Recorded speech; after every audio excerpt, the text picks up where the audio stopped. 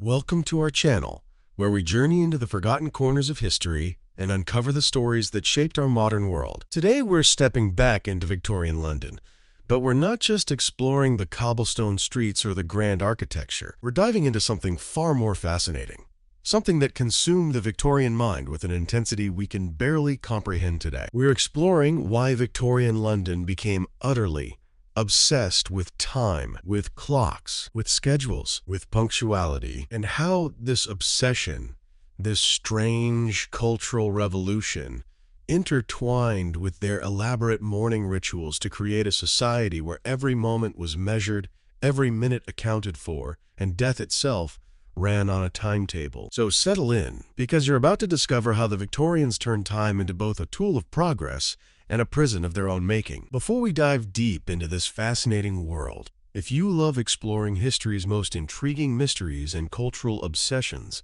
make sure to hit that subscribe button and give this video a like. It really helps us bring you more incredible stories from the past. We'd absolutely love to know, where in the world are you watching this from right now? Drop a comment below telling us your location. Are you watching from New York, Los Angeles, Chicago, maybe Texas or Florida? Wherever you are, let us know. We love connecting with our viewers from across the globe, and it's always amazing to see how far these historical stories travel. So don't be shy. Comment below and tell us where you're joining us from today. Now, let's begin. Picture this. It's London, 1851, the year of the Great Exhibition. The Crystal Palace gleams in Hyde Park, showcasing Britain's industrial might to the entire world. Inside that massive glass structure, among the steam engines and textile machines and mechanical marvels, there's something that catches the eye of every visitor. Clocks. Hundreds of them. Clocks of every size and design. Pocket watches displayed like jewelry. Massive tower clocks with mechanisms exposed for all to admire. Chronometers accurate to the second. The Victorians aren't just displaying clocks, they're worshipping them. They're declaring to the world, we have conquered time itself. But why? Why this obsession? Why did the Victorians care so desperately about time when their ancestors, just a generation or two before, had lived perfectly well with a much more flexible relationship with the hours of the day? The answer is complicated. It's tied to everything.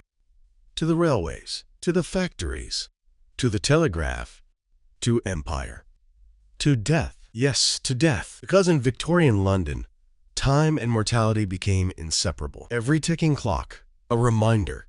Every chiming hour, an announcement. Life, measured out in minutes and seconds, all leading inevitably toward that final hour. Let's go back a bit further. Let's go to 1800.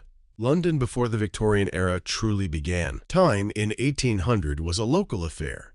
Each town, each city, each village kept its own time. Bristol time was different from London time. Liverpool time was different from Manchester time. And nobody cared, because why would they? If you lived your entire life in one place, if you never traveled faster than a horse could carry you, if your work began at sunrise and ended at sunset, what did it matter if your noon was someone else's 11:47? But then, everything changed. The railways came, starting in the 1830s and exploding in the 1840s. Railways crisscrossed Britain.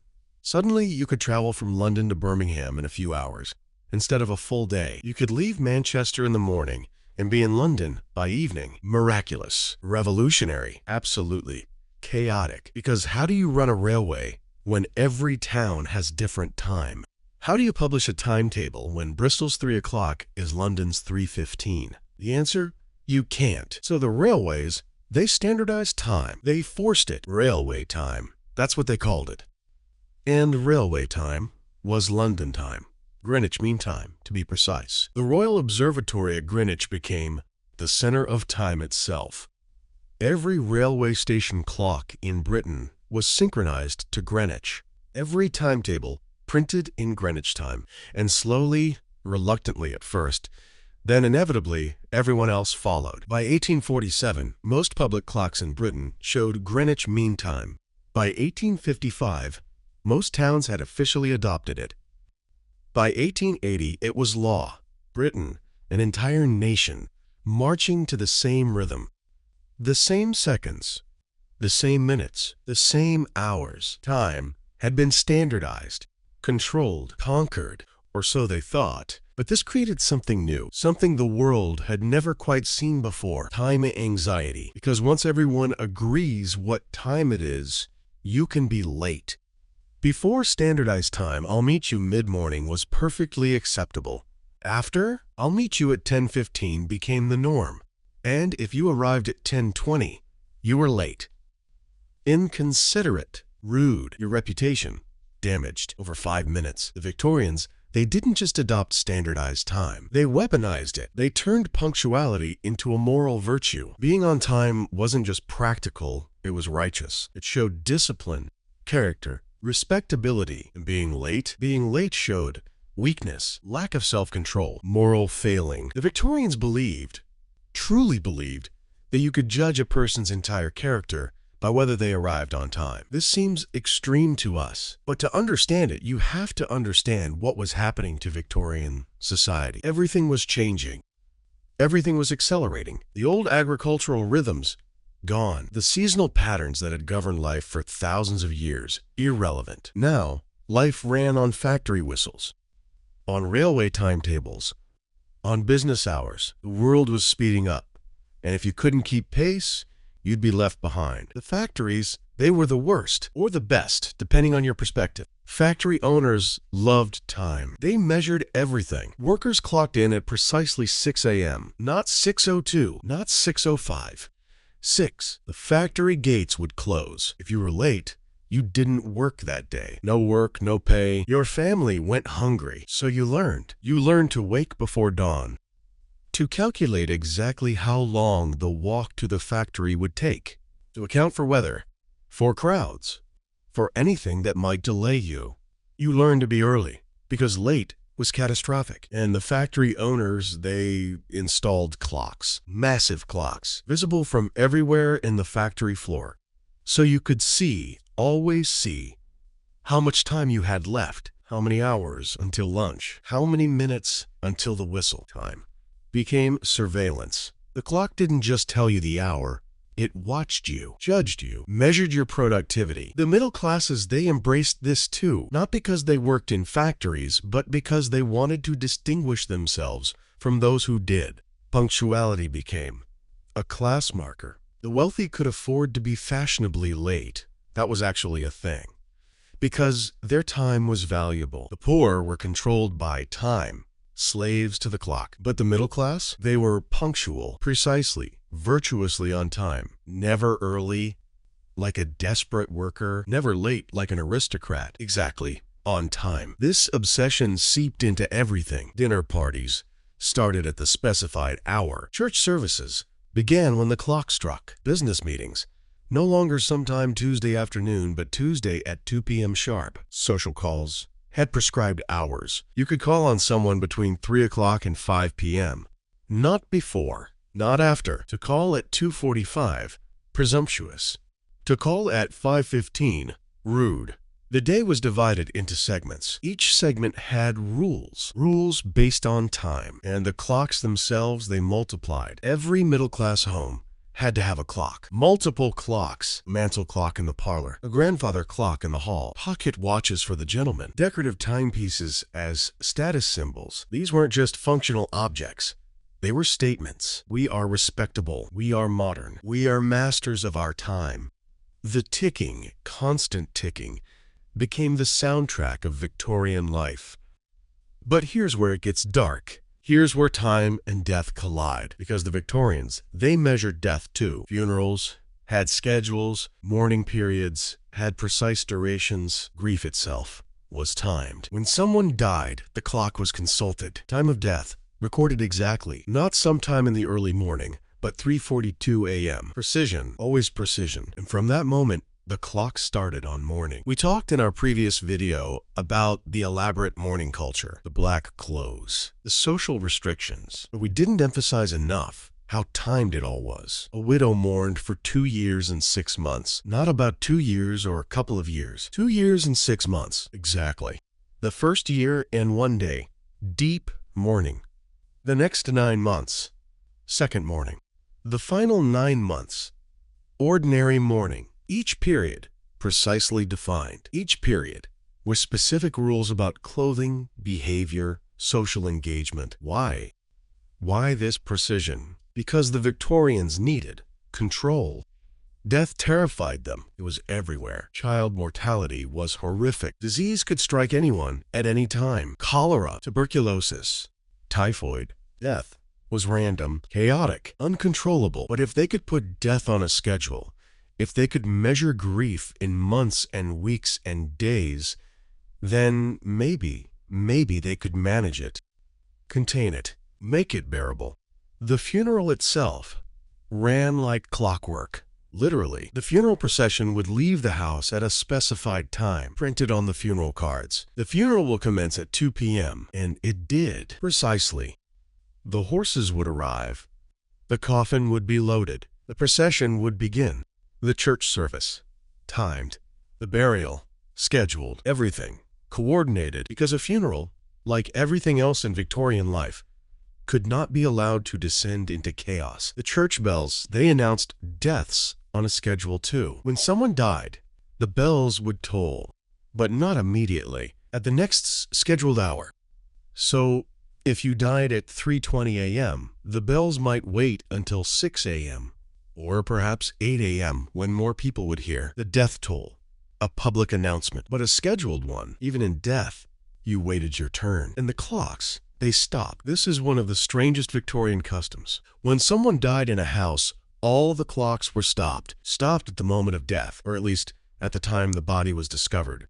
The house, frozen in time, suspended, while outside, the world kept ticking. But inside, time stood still until after the funeral. Then the clocks would be wound, set, started again, life resuming, time continuing. Why stop the clocks? The Victorians had various explanations. Some said it showed respect, that time itself should pause to acknowledge death. Others said it prevented the spirit from being confused, that the soul needed time to depart without the distraction of ticking clocks. Others, more practical, said it prevented people from forgetting the exact time of death, which needed to be recorded for legal purposes, for death certificates, but really, it was about control again. Death had disrupted time, had broken the schedule, stopping the clocks. That was acknowledgement. Yes, time can be broken, but we can control when it starts again. We decide. Not death, us. The Victorians also became obsessed with how long things took, how long until death. They tracked diseases. Tuberculosis might take months or years. Cholera could kill in hours. They knew these timelines, discussed them, feared them. The doctor says she has perhaps 3 months, was a common phrase. Death, given a deadline, a schedule, as if knowing when made it easier. It didn't, but it gave the illusion of control, and the doctors, they participated in this. Medical professionals in Victorian times began keeping detailed records. Time of symptom onset, duration of fever, hours until crisis, days until recovery or death. Medicine was becoming scientific, and science required measurement, time measurement, so death became data, statistics, trends, the individual tragedy, lost in the counting. This obsession with measuring time, it extended to life expectancy too. The Victorians were fascinated by how long people lived. They calculated, they compared, they published tables. Life expectancy in London, different from life expectancy in the countryside. Life expectancy for the wealthy, vastly different from life expectancy for the poor. They knew this, they measured it, they published it in newspapers and medical journals, and they did almost nothing to fix it because the measurements were somehow enough. Knowing was confused with caring. The pocket watch became essential.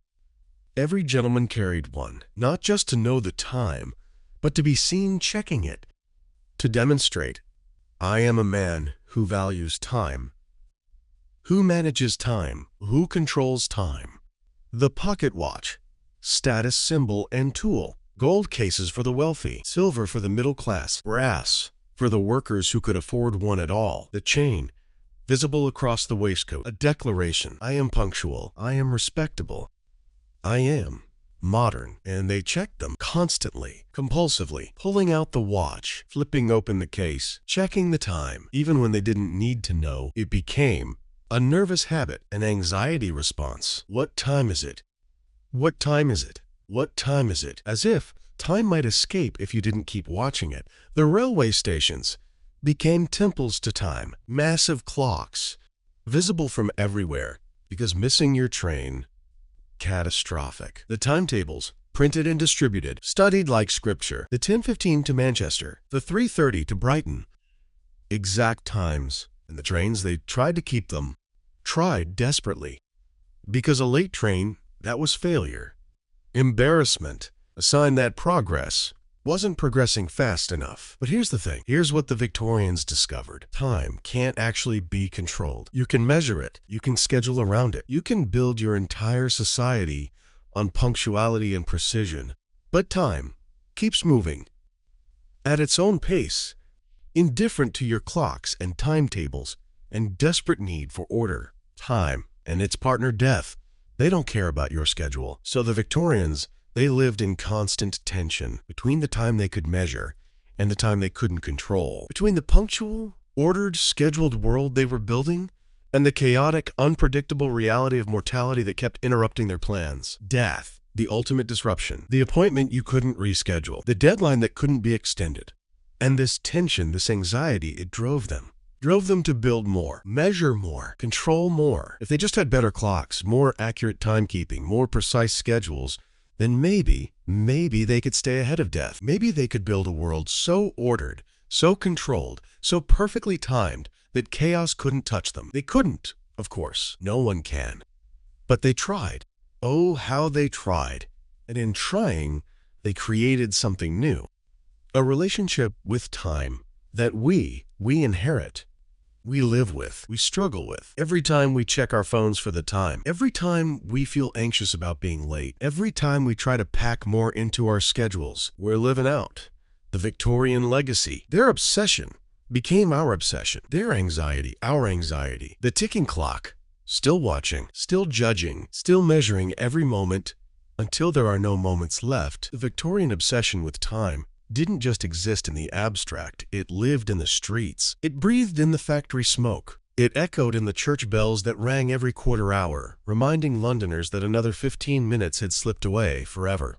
And nowhere was this obsession more visible, more tangible, more overwhelming than in the daily rhythms of Victorian London itself. The city became a giant clock, a machine of schedules and timetables and precise coordinations that would have seemed impossible, incomprehensible to someone living just 50 years earlier. Let's walk through a typical day. Let's experience how time ruled every aspect of Victorian life. It's 5 a.m., still dark, especially in winter.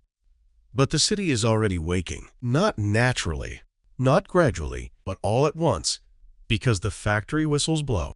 Massive steam whistles that can be heard for miles.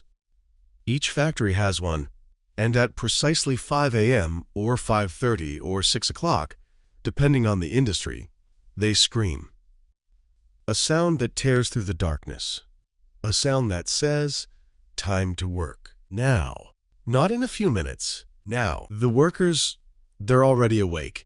Had to be. Because the whistle isn't a gentle reminder. It's a warning. You have 30 minutes, maybe less, to get dressed, to splash cold water on your face, to chew some bread if you're lucky enough to have any, to walk or run to the factory gates.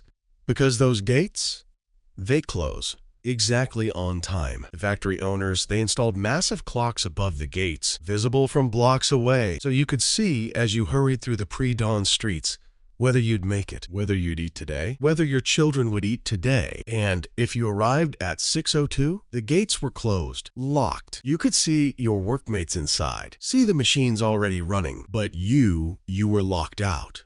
No work, no pay. Some factories, they'd let you in at lunch, half a day's pay. Others, come back tomorrow, try again. Do better, be faster, be earlier, respect the clock. This wasn't cruelty for cruelty's sake, at least.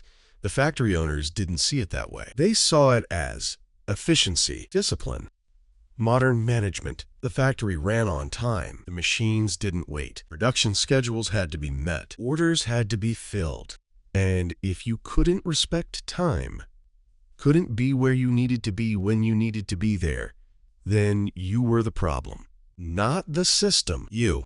Inside the factory, time became even more oppressive. The overseers, they carried pocket watches. They timed everything. How long it took to complete a task. How many tasks per hour. How many per day. If you were too slow, you were noted, warned, eventually dismissed, replaced by someone younger, faster, more desperate. The pocket watch, in the hands of the overseer, became an instrument of control, of power, of surveillance. Lunch came at precisely the same time every day. The whistle would blow. Machines would stop. You'd have 30 minutes, exactly 30, not 32, not 35, 30.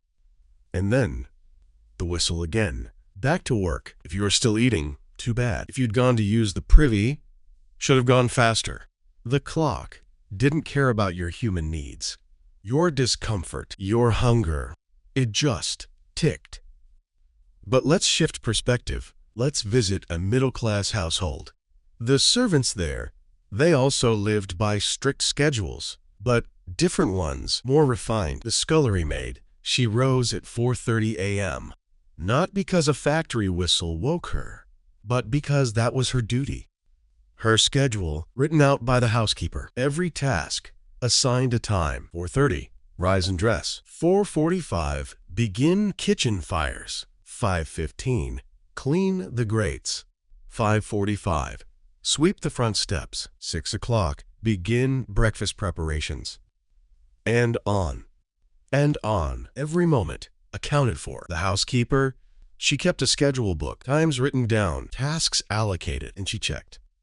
Inspected. If the front steps weren't swept by 6 o'clock, there would be words, sharp words, because a well-run household ran on time, like a machine, like a factory, just quieter, more genteel, but no less rigid. The lady of the house, she had a schedule too, but a voluntary one, a social schedule. Morning calls received between 11 a.m. and 1 p.m. Afternoon calls made between 3 o'clock and 5 p.m.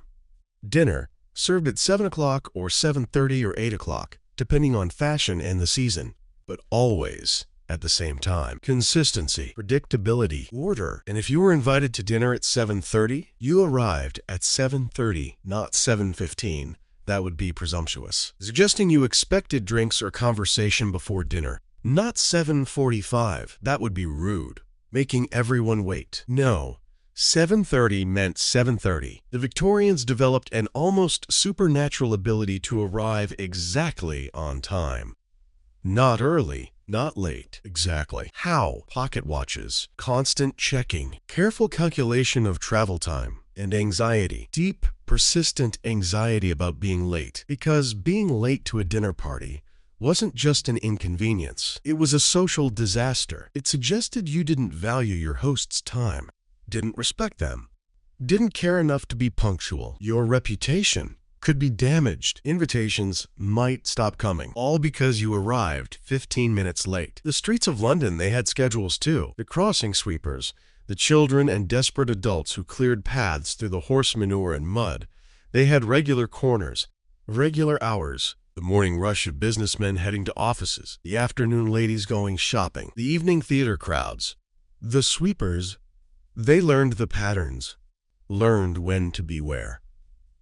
Their survival depended on understanding time, on being in the right place at the right moment. The omnibuses, horse-drawn public transportation, they ran on routes and schedules, printed timetables, every 15 minutes from 8 a.m. to 8 p.m. And the drivers tried desperately to keep these schedules, but London traffic was chaos. Horse-drawn carts, private carriages, pedestrians, animals. The omnibus drivers, they'd whip their horses, rush dangerously, all to stay on schedule, because passengers complained, got angry, demanded refunds. If the omnibus was late, The trains were worse or better, depending on your perspective. Railway timetables were sacred documents, printed and reprinted, distributed widely. People memorized them. The 10:15 to Birmingham stops at Rugby at 12:03. Precision, incredible precision. In the railways, they mostly delivered. Mostly when they didn't. When trains were late, there were complaints, letters to newspapers, demands for explanations, because the trains represented progress, modernity, control over time and space. A late train was a failure of that promise. The telegraph, invented in the 1830s, widespread by the 1850s, it changed time in a different way. Suddenly, you could send a message from London to Edinburgh in minutes, not days, not hours, minutes. Time collapsed. Distance, irrelevant. You could coordinate across hundreds of miles instantly. This seemed magical, revolutionary. And it was. But it also created new pressures. Because if you could get a message in minutes, people expected replies in minutes or hours, not days. The pace of business accelerated. Decisions that used to take weeks now took days or hours. And if you were slow to respond, you were behind. Your competitors, they'd already acted, already decided, already moved on. The stock exchange became a temple to instantaneous time, prices changing moment by moment, news arriving by telegraph, fortunes made and lost in hours, sometimes minutes. The traders, they lived in a world of seconds, where hesitation cost money, where being first meant everything. They developed hand signals, shorthand, ways to communicate faster, because faster was better. Faster was profitable. Slower was death. The newspapers, they changed too. Before the telegraph, news was slow, old. By the time you read about something, it had happened days or weeks ago. But with the telegraph, news could be hours old, sometimes just hours. The newspapers competed. Morning editions, evening editions. Read about it here first. Speed became everything. Being first with the news, that sold papers. So reporters rushed. Telegraph operators worked around the clock. Editors compressed timelines, all to be faster. And Londoners, they became addicted to news, to knowing what happened. When it happened, they'd buy multiple editions of the same paper, morning and evening, checking for updates, for new information. The world was moving faster, and they needed to keep up. But here's where it gets interesting. Here's where the obsession with time starts to crack, because the human body doesn't run on schedules, doesn't follow timetables. The Victorians discovered this the hard way. Factory workers, they collapsed. From exhaustion, from malnutrition, from the relentless pace that never slowed, never stopped. The machines, they could run 18 hours a day. Humans couldn't, but the factory owners, they tried, pushed, demanded. The result? Accidents. Terrible accidents. Workers falling asleep at their stations, getting caught in machinery, losing fingers, hands, arms, lives. The factory clock kept ticking. The machines kept running, but the human cost was staggering. And the middle class, they developed new ailments, nervous disorders, what they called neurasthenia, nervous exhaustion from the pace, the pressure, the constant need to be on time, to manage time, to control time. Their doctors prescribed rest, country air, getting away from clocks and schedules, because the attempt to master time was making people sick. The mortality statistics, they revealed something disturbing. Life expectancy in London was dropping in certain areas, especially in the factory districts. People were dying younger, not from plague or cholera, though those helped, but from exhaustion, from bodies worn out by the relentless pace of industrial time, from children who worked 12-hour days and never grew properly, from mothers who worked through pregnancies and died in childbirth, from fathers who breathed factory air for 20 years and coughed themselves to death. The reformers, they started to notice, started to speak out. Charles Dickens wrote about it. Elizabeth Gaskell wrote about it. They described the human cost of this time obsession, the way it ground people down, wore them out, killed them, not quickly, but slowly, inexorably, like the ticking of a clock. But the system, didn't change, not quickly, because too many people, the factory owners, the railway magnates, the businessmen, they'd invested everything in this new relationship with time. They'd built fortunes on it, built an empire on it. Britain ruled a quarter of the globe, and they did it by being more efficient, more punctual, more organized, better at managing time than anyone else. So the clock kept ticking, the whistles kept blowing, the trains kept running on schedule, and people kept trying to keep up, keep pace, stay on time even when it killed them. The churches, they joined in too. Sunday services started exactly on time. The church bells, they rang the quarter hours. Constant reminders, time passing, life passing, death approaching, because every Sunday sermon included reminders of mortality. Remember thy Creator in the days of thy youth. Life is but a vapor. In the midst of life, we are in death. The ticking clock and the approaching grave, inseparable. And the Victorians, they internalized this, took it into their very souls. Time became moral. Wasting time was sin. Time is money became a proverb. But more than that, time is life, and life was precious, short, uncertain. So every moment mattered. Every moment had to be used productively, properly, according to schedule. The children, they were trained in this from birth. Nursery schedules, feeding times, sleeping times, play times, study times, everything regulated, timed, controlled, because punctual children became punctual adults, became productive citizens, became successful. Or so the theory went. The reality? Many children rebelled, hated the strictness, the rigidity, the constant watching of the clock. But they learned, eventually had to learn, because adult life demanded it. Work demanded it. Society demanded it. You learned to live by the clock, or you failed, starved, died. The poverty, much of it came from inability to keep time. Workers who couldn't wake early enough, couldn't arrive on time, couldn't maintain the pace. They were dismissed. And once dismissed, finding new work was hard, because word spread. He's unreliable.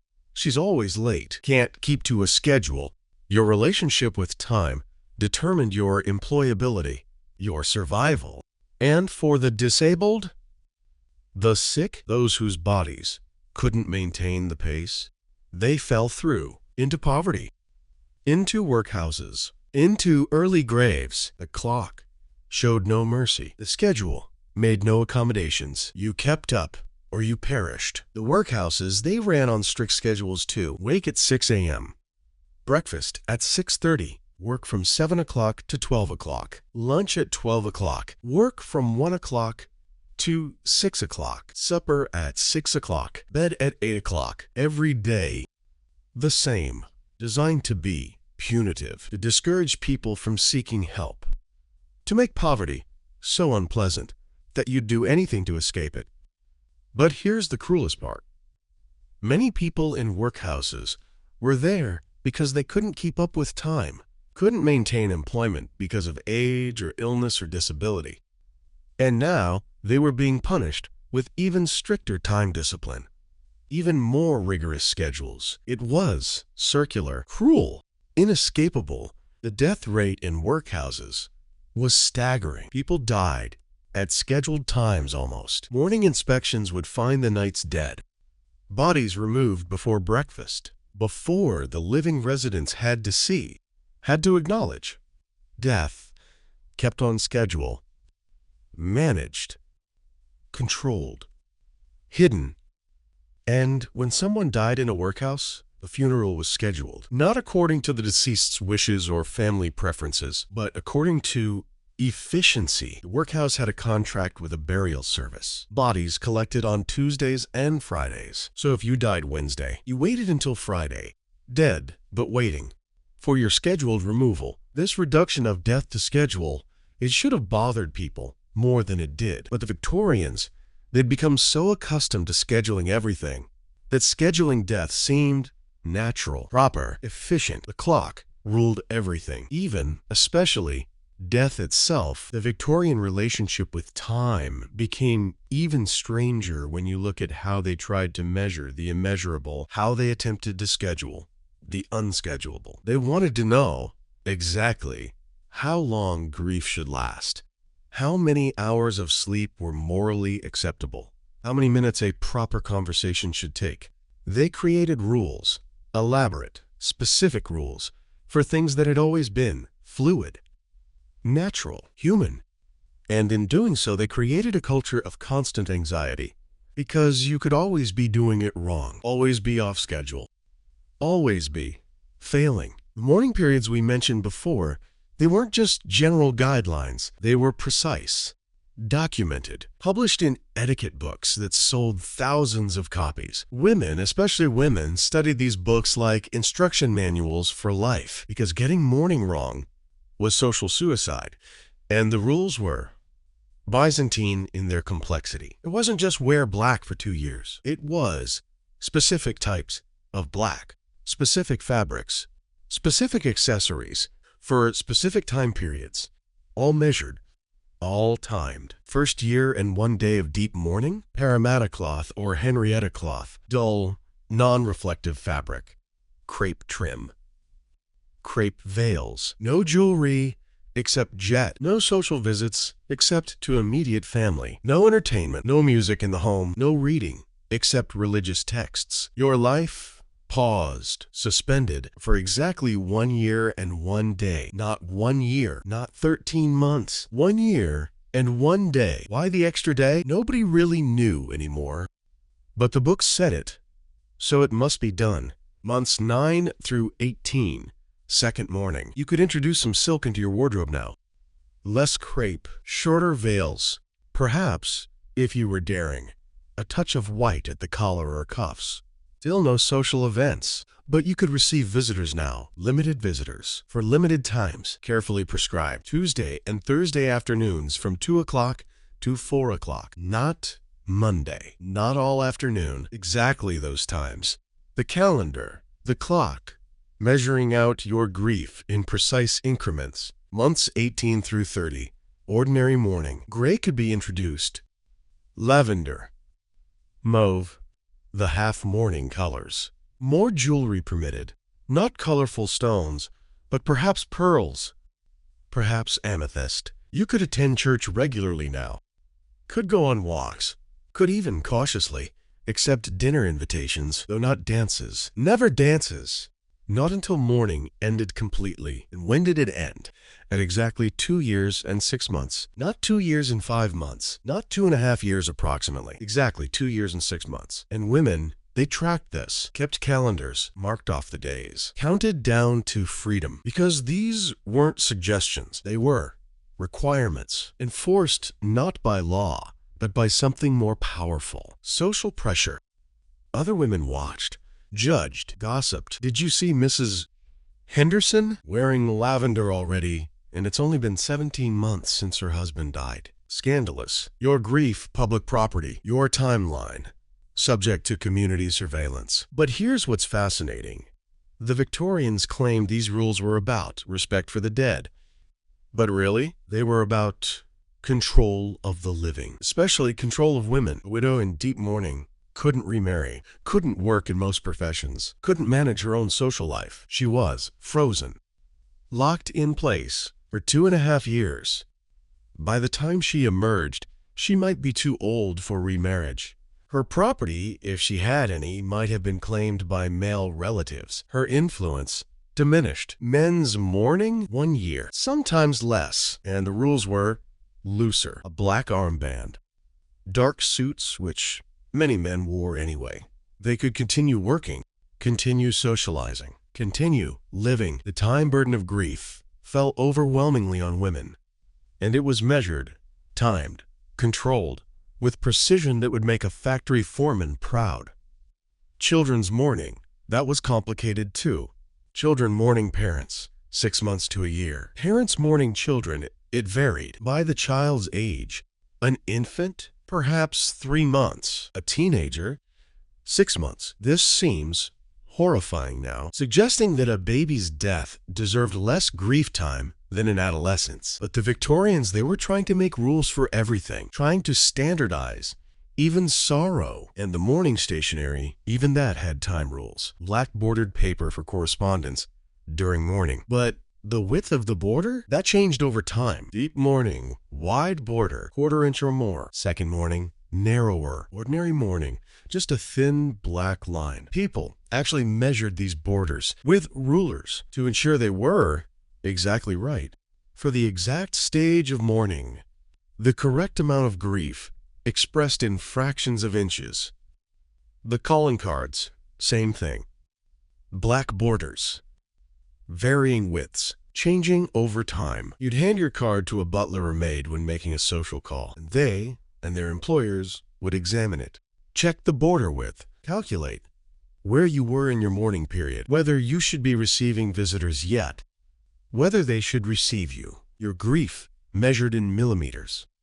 But let's shift to something even stranger. The Victorians, they tried to schedule productivity, morality, even thought itself. There were books, actual published books, telling you how to divide your day for maximum moral and productive benefit. They'd break the day into segments, hours assigned to specific activities, not just work hours, but personal hours, self-improvement hours. One popular book recommended 6 hours for sleep. No more. Sleeping more than 6 hours was lazy, indulgent, sinful even. 8 hours for work, obviously. 2 hours for meals, but not leisurely meals. Efficient meals. Eating while reading improving literature. 2 hours for exercise and fresh air. Required for health. 2 hours for family duties. 1 hour for personal devotions. 1 hour for charitable works. 1 hour for self-improvement, reading, study, artistic pursuits. 1 hour for correspondence and business matters. Added up, that's 24 hours. Every hour accounted for. Every minute assigned. No time for. Just being. Just existing. Just relaxing without purpose. Because that was waste. And wasting time was unthinkable. Did anyone actually follow these schedules? Some tried. The very disciplined, the very anxious. They'd make charts, track their time, feel guilty when they failed, as they inevitably did, to meet the prescribed allocation. Because humans aren't machines. Can't be programmed that precisely. But the Victorians, they tried. Oh, how they tried. The advice books for young men entering business, they were even more specific. Wake at 5:30 a.m. Cold bath, exactly 10 minutes. No more. Dress, 15 minutes. Private devotions, 20 minutes. Breakfast, 25 minutes while reading the morning newspaper. Leave for work at 7:10 a.m. Arrive by 7:45. Begin work at 8 o'clock sharp. The precision was exhausting just to read about. And these weren't satirical works. They were serious, written by serious men, respectable men. Men who'd achieved success, they claimed, by following exactly these types of schedules. And young men, desperate to succeed, to escape poverty, to rise in the world, they bought these books, tried to follow them, beat themselves up when they failed. The result? A generation of men riddled with anxiety, with guilt, with the constant feeling of not doing enough, not being efficient enough, not managing their time well enough, because there were always more hours that could be squeezed, more productivity that could be extracted, more discipline that could be applied. The time and motion studies, they started in the late Victorian era. Managers, actual managers with stopwatches, would watch workers, time how long each motion took, how many seconds to pick up a tool, how many to set it down, how many to complete a task. Then they'd calculate the theoretical maximum efficiency, and workers were expected to meet it constantly, every day. No allowance for fatigue, for variation, for humanity. Frederick Winslow Taylor, the father of scientific management, he took this to extremes in the early 1900s. But the seeds, they were planted in Victorian England, in the obsession with measuring everything, timing everything, controlling everything. The worker, reduced to a component, a moving part in a machine, measured, timed, optimized, replaced if not efficient enough. The domestic science movement, they did the same thing for housework. Books appeared, telling housewives exactly how long each task should take.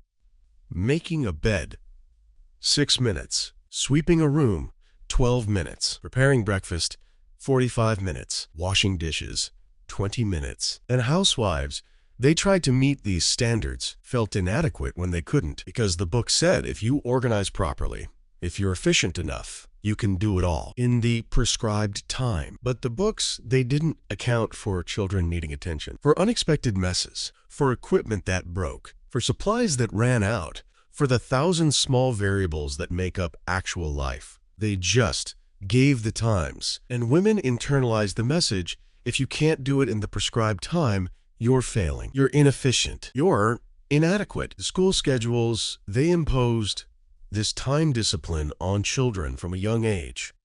Bells ringing every hour, sometimes every half hour. Changing classes, changing subjects, moving in orderly lines. No running, no dawdling. You had 5 minutes to get from one classroom to another. 5 minutes, not 6, not 4, 5. And if you were late, punishment. Because lateness was moral failure, character weakness, something to be corrected. The school day itself, rigidly structured. 9 a.m., mathematics. 10 a.m., Latin. 11 a.m., history. Each subject allocated its hour. No more, no less. Doesn't matter if the students are engaged. Doesn't matter if they're confused and need more time. The clock strikes, you move on, because the schedule must be maintained. Playtime, that was scheduled too. Exactly 30 minutes, from 12 o'clock to 12:30. Then, back to class. The children learned. Play isn't natural, isn't spontaneous. It's allocated time, scheduled recreation, even joy, measured out in half-hour increments. And the children who couldn't adapt, who couldn't sit still for hour-long lessons, who needed to move, to fidget, to learn at their own pace, they were problems, discipline cases, sometimes expelled. Because the system wasn't designed to flex, wasn't designed for variation. It was designed like a railway timetable, fixed, rigid, running on schedule regardless of individual needs. The Sunday schools added another layer, because Sunday, the day of rest, wasn't actually for resting. It was for moral improvement. Church in the morning, scheduled for 10 a.m., service lasting exactly 90 minutes. Then Sunday school, 12 o'clock to 1 o'clock. Then home for quiet family time. No games, no frivolity. Perhaps reading, but only appropriate books. Religious texts, moral tales. Then evening service, 6 o'clock to 7:30. The day of rest, more rigidly scheduled than workdays. And children, they were expected to sit still, to be quiet, for hours, in uncomfortable clothes, listening to sermons they didn't understand, learning Bible verses by rote, all timed, all scheduled, all enforced by the constant presence of the clock on the church wall. Ticking, always ticking, measuring their obedience, their endurance, their worthiness. The impact on mental health, we can only imagine. But the Victorians documented some of it. The nervous disorders we mentioned, the breakdowns, the suicides. Yes, Victorian suicide rates were significant, especially among young men under pressure to succeed, to meet expectations, to stay on schedule, to be perfect. And when someone did break, did collapse from the pressure, the medical advice was often more scheduling, structured rest, timed exercise, prescribed routines, because the answer to the problems caused by rigid scheduling was apparently more rigid scheduling. Just different scheduling. Rest schedules instead of work schedules, but still controlled by the clock. The asylums, they ran on strict timetables too. Wake at 6 o'clock, breakfast at 6:30, exercise in the yard at 9 o'clock, lunch at 12 o'clock, therapy, if you could call it that, at 2 o'clock, more exercise at 4 o'clock, supper at 6 o'clock, bed at 8 o'clock.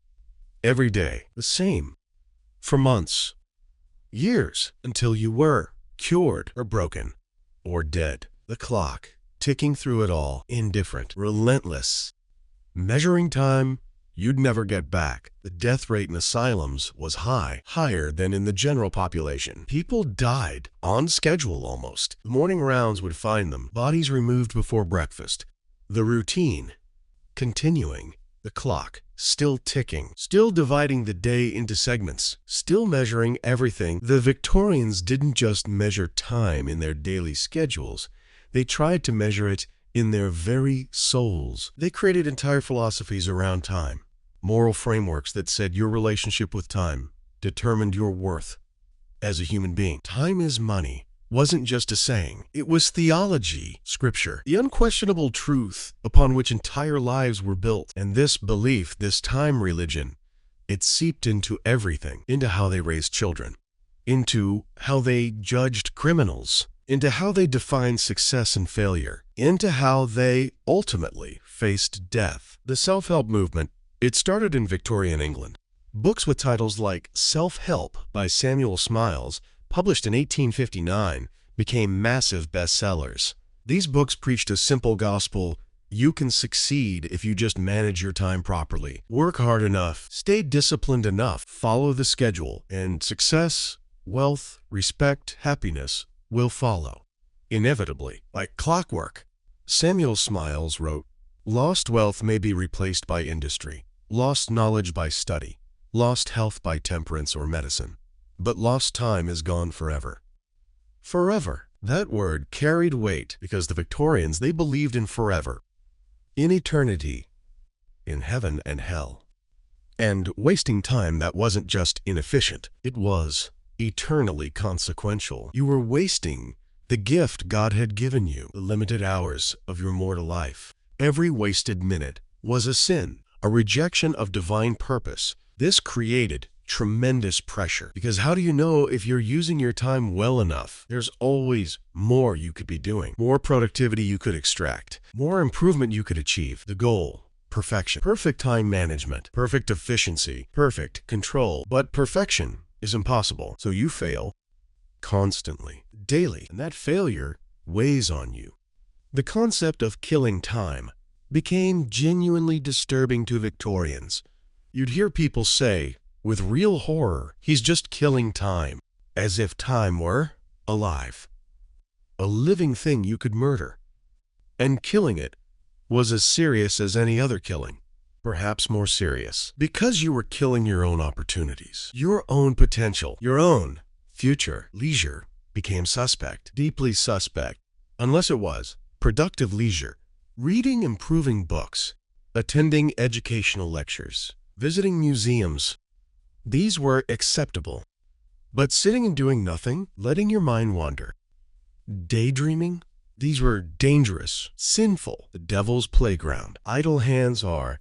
The devil's workshop wasn't just a proverb, it was a warning, a threat. The temperance movement, they used time arguments. They'd calculate how many hours a year a drinking man wasted, how much productivity lost to hangovers, how much money, which represented time, spent on alcohol. They'd publish charts, statistics, showing the working man, if you just stopped drinking and used those hours productively, you could rise in the world, buy a house, educate your children, succeed. And some men, they tried. They'd take the temperance pledge, stop drinking, use their evenings for self-improvement, reading, study, learning trades. And some did succeed, did rise, and their success stories were held up as proof. See, manage your time properly, and anything is possible. The fact that most men, even sober, hard-working men, remained poor, that was overlooked, explained away. They must not have tried hard enough, must have wasted time somehow. The Victorians also became obsessed with saving time, not just using it well, but actually saving it, as if time were money that could be deposited in a bank. Technology was marketed this way. The sewing machine saves time. The washing mangle saves time. The typewriter saves time. And these machines did save time, genuinely. Tasks that took hours now took minutes. But here's what's interesting. The time saved didn't become leisure time, didn't become rest. It became more work because the standards changed. If you could sew a dress in a day instead of a week, then you were expected to sew 7 dresses a week. The time savings were immediately consumed by increased expectations. The treadmill just sped up. The typing pools, rooms full of women operating typewriters, they exemplified this. Before typewriters, correspondence was handwritten, slower. But once typewriters existed, The volume of correspondence exploded. Businesses sent 10 times as many letters, required 10 times as many responses. The women in typing pools, they worked at incredible speeds, fingers flying across keys, hour after hour. The clatter, deafening. The pace, exhausting. All because technology had saved time, made things efficient. And the women themselves, they were timed, measured, words per minute, letters per hour, documents per day. The managers, they'd stand with stopwatches, calculate productivity, fire the slow typists, hire faster ones. The typewriter, a time-saving device, became an instrument of control, of pressure, of oppression. The telegraph operators, same thing. Messages had to be sent, received, transcribed quickly, always quickly, because the telegraph, it promised instant communication. And customers, they expected instant. Not in a few minutes, not when we get to it. Instant. The operators, mostly young men, worked in intense bursts, focused completely. For hours. The mental strain was tremendous. Many burned out, developed nervous disorders, quit. But there were always more young men desperate for work, willing to endure the pace. The pressure, the constant ticking clock measuring their every keystroke, because telegraph operator was a skilled job, paid better than factory work, better than being a clerk. So they endured until they couldn't. And then they were replaced. The postal system, that ran on incredibly tight schedules. Victorian London had multiple postal deliveries per day. You could send a letter in the morning, receive a reply that afternoon. Remarkable. But it required precision, timing, coordination. The postal workers, they had routes, timed routes. They had to complete each route in the allocated time. Every day, no excuses. The sorting offices were factories, letter factories. Workers standing at cases, sorting letters by destination, by route, quickly, accurately, timed, measured. The supervisors, they'd count. So many letters per hour. If you fell below standard, you were noted, warned, dismissed if you didn't improve. The mail had to go through, on schedule, always on schedule. And the public, they relied on this. Expected it, planned their lives around it. Business deals conducted entirely by post, multiple letters exchanged in a single day. Decisions made, agreements reached, all because the postal system was reliable, timed, predictable. The clock, governing not just the postal workers, but everyone who depended on them. The concept of business hours, that solidified in Victorian times. Before, shopkeepers opened when they felt like it, closed when they wanted. Business was fluid, but the Victorians, they standardized it. Shops open at 9 a.m., close at 6 p.m., sometimes later, but always at specified times, posted times. And customers, they learned to plan around these times. To shop during business hours, to conduct affairs when businesses were open. This seems obvious now, but it was revolutionary then. It meant coordinating your schedule with other people's schedules, with institutional schedules. Your time was no longer entirely your own. It had to mesh with the great machine of commerce and industry and social convention. You became synchronized. Part of the clockwork, the banks, they were particularly strict. Open precisely at 10 a.m., close precisely at 3 p.m. Not 3:05. Not 2:58, 3 o'clock. The doors would close, lock, even if customers were still outside, even if transactions were mid-process. The clock said 3. The bank closed. No exceptions. This was power. The bank's time was more important than your time. You adjusted to them, not the other way around. And people did adjust. They'd plan their days around bank hours, leave work early to make it to the bank before closing. Rush through lunch to deposit a check. The bank's schedule became their schedule. The bank's clock ruled their afternoon. This was new. This level of coordination, this surrender of personal time autonomy to institutional time demands. The government offices, worse still, they'd have hours, limited hours. The registrar of births and deaths, open Tuesday and Thursday, 10 a.m. to 2 p.m. Need to register a death? Better hope it happened at a convenient time. Better hope you can get there during those 4 hours per week. Can't make it? Too bad. The death, unregistered, officially. The person didn't die. Bureaucratically, they still existed. Until you could get to the office during business hours, this created absurdities. Bodies waiting for burial because the death couldn't be registered until the office reopened. Families in limbo. Funerals delayed. All because the office hours were the office hours. The clock determining when you could officially die. The courts, they ran on strict schedules too. Cases heard at appointed times. If you were late, even by minutes, you might miss your case. Lose by default. Justice administered according to the clock. Your legal rights dependent on your punctuality. The wealthy, they could afford to wait, to arrive early, to hire lawyers who understood the timing. The poor, they scrambled, rushed, often lost.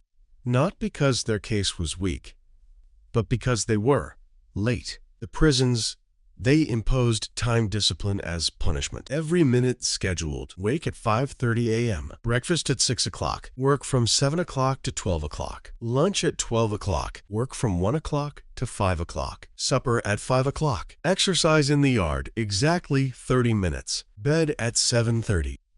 In silence. Complete silence for years. The same schedule. Day after day. Month after month. Year after year. The theory was rehabilitation. That imposing rigid time discipline would reform criminals, teach them punctuality, regularity, respect for schedules. Then, when released, they'd be productive citizens, time-respecting citizens. The reality, the rigid scheduling, broke people, drove them mad, created institutional dependence. Prisoners who, after years of imposed scheduling, couldn't function without it, couldn't make decisions, couldn't manage their own time. They'd been programmed like machines. And the executions, those were scheduled too, precisely scheduled. Executions took place at 8 a.m., always 8 a.m. The condemned, they knew they could watch the clock through the night, watch the hours tick away. 7 hours left. 6 hours, 5. The clock, counting down to death. Making death measurable, knowable, precisely timed. The hangman, he worked on schedule too. Multiple executions might be scheduled for the same morning. Different prisons. He'd calculate travel time, execution time, time to collect his fee. He'd move from prison to prison. Death on a timetable. Death as productivity. How many executions per day? Measured, counted, timed. The witnesses, required by law to attend executions. They had to arrive on time, precisely on time. Late witnesses, the execution might be delayed or might proceed without them, making it legally questionable. So they came on time, watched the clock, watched a human being die on schedule at exactly the appointed hour. Death reduced to an appointment. Victorian obsession with timing death extended beyond executions. They tracked how long people took to die from various causes. Medical journals published detailed timelines. Patient exhibited first symptoms at 2 p.m. Tuesday. Fever spiked at 8 p.m. Delirium began at midnight. Crisis at 4 a.m. Wednesday. Death at 6:23 a.m. Precise. Clinical, as if knowing the timeline made death comprehensible. Controllable. Scientific. Families, they watched clocks during final illnesses. Counted the hours. The doctors would say, perhaps 48 hours remaining. And the family, they'd mark the time. Calculate. When will it be? When will death arrive? As if death kept appointments. Sometimes it did, roughly. Sometimes people lingered. Days beyond prediction. Or died suddenly, hours before expected. Death, refusing to be scheduled, refusing to cooperate. And this was the ultimate frustration for the Victorians. They could schedule everything else. Work, meals, transportation, correspondence, social calls, mourning periods, everything, except the actual moment of death. That remained unpredictable, uncontrollable, beyond the reach of their clocks and timetables, and desperate need for order. Death was chaos. The one thing that couldn't be managed. Victorians hated chaos. They feared it, built their entire civilization as a bulwark against it. And death was the ultimate chaos, the ultimate disorder. So they did what they always did when facing the uncontrollable. They created rituals, elaborate, time-based rituals. If they couldn't control when death came, they could at least control what happened after. Every moment following death could be scheduled, measured, managed. And they did, with a precision that borders on obsession. The moment of death, that was recorded. Precisely. The doctor would check his pocket watch. Note the time. Death occurred at 4:17 a.m. Not around 4 in the morning. Not just before dawn. 4:17. Exactly. This time went on the death certificate. Official, legal, binding. Your life ended at a specific second. Measurable. Documented. Controlled. At least in record. And immediately, the clock started on a new schedule. The body schedule. Bodies decay. The Victorians knew this, feared this. So everything that followed had to happen within certain time frames. The body had to be washed and laid out within hours, before rigor mortis set in completely, before decomposition became noticeable. The undertaker had to be summoned immediately. He'd arrive, assess, quote a price, begin his work, all within a tight time frame. The undertaker, he worked fast, had to. He'd bring ice, if the family could afford it, to slow decomposition. He'd position the body, close the eyes, tie the jaw, arrange the hands, all within the first few hours, because after that, the body became difficult, stiff, uncooperative. The undertaker's work, it was a race against time, against decay, against the ultimate chaos that death brings to flesh. The watching of the body, that began immediately too. Someone, usually family, had to sit with the corpse all night, every night, until burial. Why? Multiple reasons. Respect, certainly, making sure the deceased wasn't alone. But also practical reasons. Fear of premature burial, fear that death wasn't complete. Stories circulated constantly. Someone thought dead, waking hours later, screaming from inside their coffin, scratching at the lid. Probably most were myths, but the fear was real, visceral.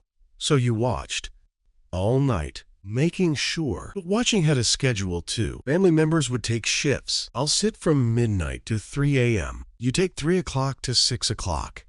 Even this vigil with the dead was divided into measured segments, timed, coordinated, because even in death, especially in death, chaos couldn't be allowed. Structure must be maintained. The notification of death, that had timing too. There were rules. Immediate family notified first, within hours. By personal visit if possible. By telegram if distance required. Extended family notified within 24 hours. Friends and acquaintances by letter. Posted within 2 days. Death announcements in newspapers within 3 days. Everything timed, sequenced, proper. The funeral arrangements began immediately. Had to. Because in Victorian London, before modern embalming became common, you couldn't wait long. Summer deaths were the worst. Bodies decomposed quickly. Burial had to happen within 3 to 5 days. Winter deaths, you might manage a week, but that was pushing it. So the moment someone died, the funeral clock started ticking. The funeral directors, they knew this, used it. They'd arrive at houses of the dead within hours, offer their services, their complete services. The coffin, the hearse, the horses, the mutes, the mourning clothes, everything. And they'd emphasize, we can have everything arranged within 48 hours. Speed, efficiency, getting the body into the ground before it became a problem. The family, they'd scramble. 48 hours to arrange everything, notify everyone, acquire mourning clothes, prepare the house, order the food for the wake, write the funeral cards. The funeral cards, those had to be printed, delivered by hand to everyone who should attend within a day, sometimes less. Rushed, always rushed, because the funeral couldn't wait. The actual funeral, precisely timed. The funeral will commence at 2 p.m. on Thursday. Printed on the cards. Announced. Fixed. And it did. commence at 2. The procession would form, the coffin loaded into the hearse, the family into mourning carriages. The procession would begin at exactly the appointed time. Not 2:05, not 1:58, 2 o'clock. The route, planned, timed. The funeral director knew how long it took to reach the cemetery, how long the church service would last, how long the burial. Everything calculated. So mourners knew the funeral begins at 2 o'clock. We'll return by 4:30. Grief, scheduled, contained, manageable. The burial itself, that was timed too. The grave diggers, they had schedules, multiple burials per day, graves dug according to appointment times. The 2 p.m. burial in Section C, the 4 p.m. burial in Section F. Like train schedules, like business appointments, death, industrialized, systematized, reduced to slots in a calendar. And if a funeral ran late, if the procession was delayed by traffic, or the service ran long, or the family was too grief-stricken to move quickly, the grave diggers waited impatiently because they had another burial scheduled, another family waiting, the dead, queued up, waiting their turn for their allotted time slot. In the earth, the cemetery hours were posted. Open sunrise to sunset, seasonal variations. Burials had to occur during daylight, during official hours. A death at night meant waiting until morning, waiting for the cemetery to open. For your scheduled time, the dead, governed by business hours. Even in death, you waited for the clock. But the timing obsession didn't end with burial. The mourning period, as we've discussed, was precisely measured. But so was everything within it. The widow's social calendar, completely prescribed. First year, no social engagements. None. Second year, you could accept invitations to family dinners, small gatherings. Third year, you could venture out more, attend church socials, charity events, but not balls, not parties, not until mourning ended completely. At exactly 2.5 years.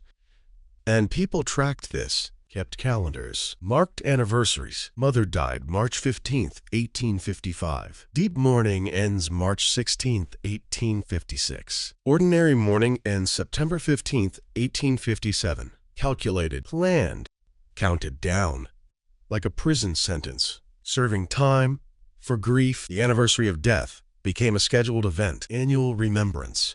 You'd visit the grave, bring flowers, pray, reflect on the same date every year, creating cycles, patterns, time moving in circles. The calendar forcing you to revisit grief year after year, whether you wanted to or not. The clock wouldn't let you forget. Memorial services, those were scheduled too.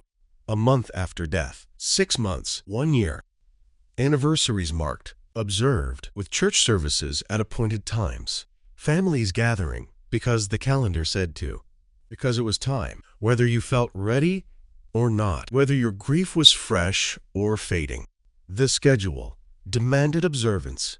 The Victorians, they created entire calendars around death. All Saints' Day, All Souls' Day. Days specifically designated for remembering the dead.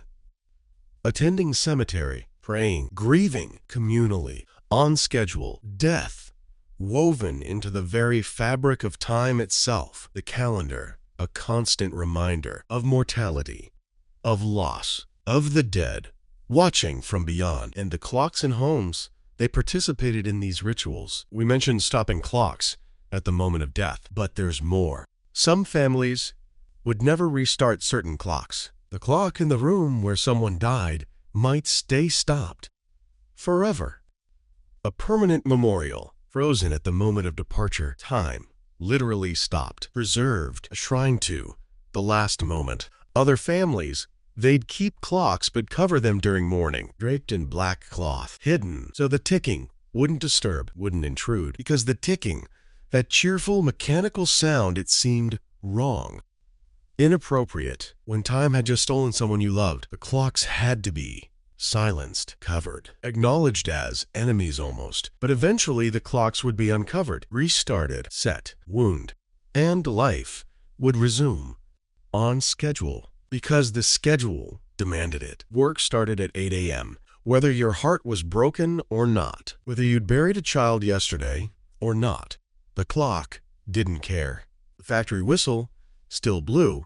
The train still departed. You had to keep up, keep going, keep moving with time. The children, orphan children, they learn this brutally. In orphanages, run like military institutions. Everything timed. Wake at 6 o'clock. Dress in 15 minutes. Breakfast at 6:30. Chapel at 7 o'clock. School at 8 o'clock. Lunch at 12 o'clock. Work at 1 o'clock. Supper at 6 o'clock. Bed at 7:30. No deviation. No flexibility. No allowance for grief, for trauma, for the pain of having lost everything. You followed the schedule or you were punished. The workhouse children, same thing. Rigid schedules designed to break them, to make them compliant, to teach them that their time wasn't their own, that they existed to serve, to work, to obey. The clock on the workhouse wall, it didn't measure time. It measured control, domination, the reduction of human beings to functions, to units of time. And the old people in workhouses and almshouses, they lived by schedules too. Wake, eat, sit, eat, sleep, same, every day, for years, until death. Their time, worthless to society, was measured out anyway, controlled, managed, because even worthless time must be scheduled, organized, never free. The hospitals, they ran on incredibly strict time schedules, visiting hours precisely defined. Visitors permitted Tuesday and Thursday, 2 o'clock to 3 p.m. 1 hour twice a week to see dying relatives, to say goodbye, to spend time with people you loved. 1 hour, measured, timed, enforced by nurses who'd physically remove you when the clock struck 3. The reasoning? Order, discipline, preventing chaos. The hospital couldn't function with people coming and going constantly. So visiting hours, strict visiting hours. And if your loved one died on a Monday, you might not know until Thursday when you came for visiting hours and found the bed empty, occupied by someone else, your person already buried, already gone, because you'd missed the schedule. The operating theaters, they worked on schedules too. Surgeries booked, timed. The amputation at 10 a.m. The tumor removal at 11:30. Like appointments, like business meetings. Your body opened and altered according to schedule. The surgeons, they had to work fast. Before anesthesia, speed was essential. Minimize pain, minimize shock. Amputations could be done in minutes, had to be. The clock literally measured survival. Even after anesthesia, speed mattered because operating rooms were scheduled. Other surgeons waiting, other patients waiting. You got your allotted time, 30 minutes, an hour. Then, whether finished or not, the pressure mounted to close, to complete, to move on, to stay on schedule. The medical students watching these operations, they were timed too. Their training divided into segments. 6 months in surgery, 6 months in internal medicine, 3 months in obstetrics. Everything measured. And they had to learn in the allotted time. Ready or not, competent or not, schedule moved on, with them or without them. And the patients, they learned to live by hospital time. Medicine rounds at 7 a.m., breakfast at 8 o'clock, doctor visits at 10 o'clock, lunch at 12 o'clock. The bell, always the bell, signaling, commanding, organizing. Your body might be broken, your spirit crushed, but the schedule continued. Implacable, unavoidable. The clock on the ward wall ticking away the hours of suffering you couldn't escape. The hospital clock wasn't just measuring time. It was measuring hope. How long until the doctor comes? How long until the pain medication? How long until visiting hours, when you might see a familiar face? How long until you could leave this place? Or how long until you died here? The Victorians, they tracked this too. Hospital mortality statistics, broken down by time. How long patients typically survived. Average length of stay before death, 7 days for typhoid, 3 days for cholera, 14 days for tuberculosis complications. Death reduced to averages, to predictable time frames. And the families, they'd ask, "Doctor, how long does she have? wanting, needing a timeline, a schedule for grief. The doctors, they'd answer, sometimes honestly, sometimes optimistically, perhaps a week, perhaps two, giving death a deadline, an appointment, something to prepare for, count down to, dread. But time is cruel, because knowing someone will die in a week doesn't make it easier. It makes it worse. You watch the clock, count the days, the hours. Each moment, precious and terrible, because each moment brings you closer to the end, to the loss. The clock becomes an enemy, a torturer, announcing with each tick that death is coming. The deathbed vigils, they could last days. Family members, rotating shifts again. Someone always present, always watching the dying person, watching the clock, waiting. The waiting was agony. Time stretching impossibly. Minutes feeling like hours, hours like days. The clock moving so slowly until suddenly it was over. And then time had moved too fast. You weren't ready, needed more time. But time was gone. The moment after death, families would note it. The exact second. She passed at 3:42 p.m. Why? Why this precision? Because it made death concrete, real, official. She died sometime Tuesday afternoon was too vague, too uncertain. But 3:42 p.m.? That was definite, final, moment you could point to, could remember, could mark on calendars forever. And the Victorians, they did mark it, anniversary clocks, special timepieces made to commemorate death dates, beautiful ornate clocks with the date and time of death engraved on them, displayed in homes, running continuously.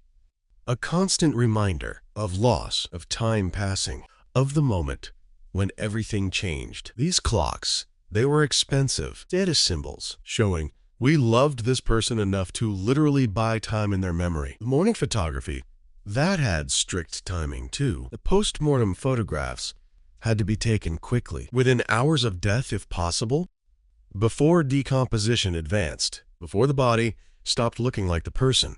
Photographers advertised rapid response. Available day or night, will arrive within 2 hours because time was critical. The window narrow. The photographer would arrive, set up equipment, pose the body, position family members, take the photograph, all as quickly as possible.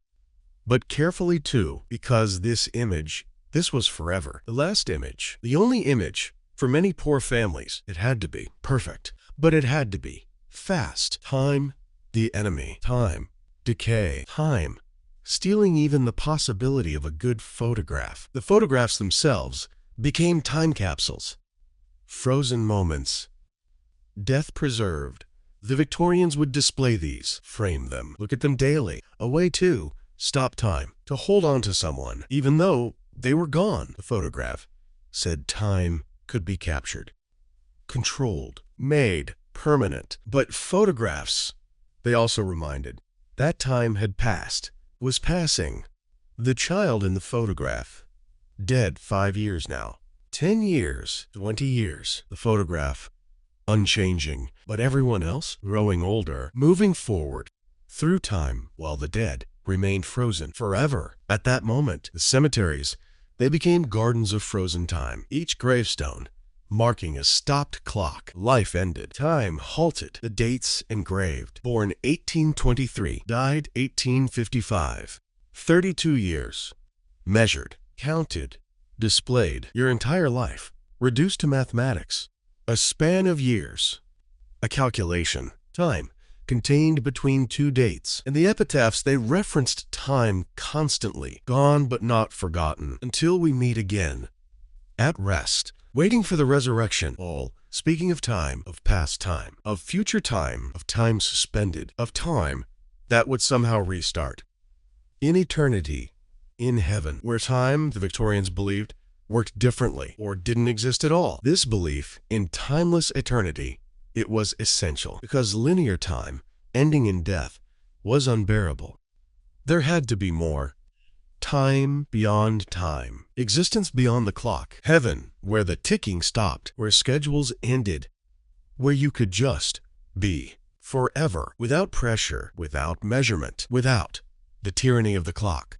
But until heaven, you lived by the clock. You died by the clock. Your grief was measured by the clock. Your mourning, scheduled by the calendar. Even remembrance had appointed times. Days, hours, when you were supposed to stop, reflect, remember, whether you wanted to or not. The spiritualist movement, it exploded in Victorian times, partly because of this time anxiety.